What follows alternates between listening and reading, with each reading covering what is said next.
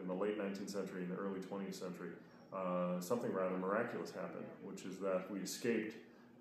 this is called the Malthusian trap, and we were actually able to have a rising population, not just in the United States, but actually in places all around the world, and yet come up with ways to produce enough food to feed all these people. And part of what this paper that I did, Agricultural Abundance, an American Innovation Story, was to take a step back from our current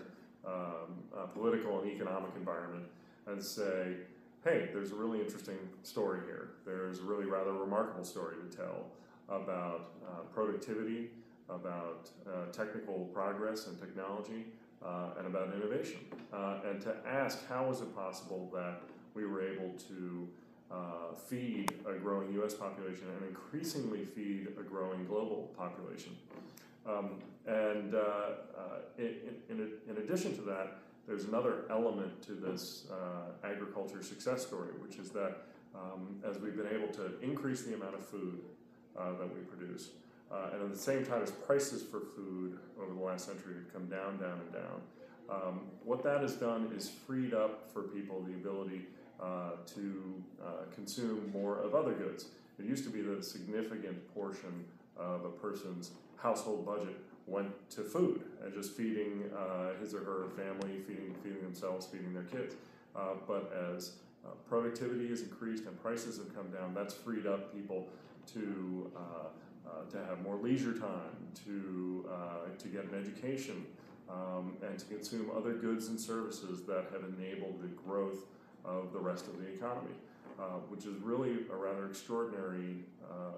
development when you think about it. And the third element of this paper is what is happening on the frontiers of technology as it relates to agriculture. We've now gotten to the point where we're able to feed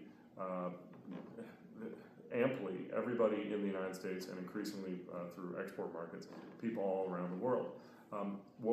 What our farmers and our engineers and scientists are figuring out, and our entrepreneurs and business leaders, are new applications for agricultural products. So obviously food is primarily something that we enjoy as we eat, but we're now finding food in the most unlikely places. So for example, folks at Coca-Cola Corporation are using plant-based materials to create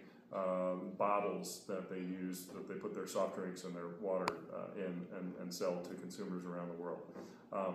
Ford and other auto manufacturers are using plant-based materials to create foams that they put in the seats of their cars and trucks.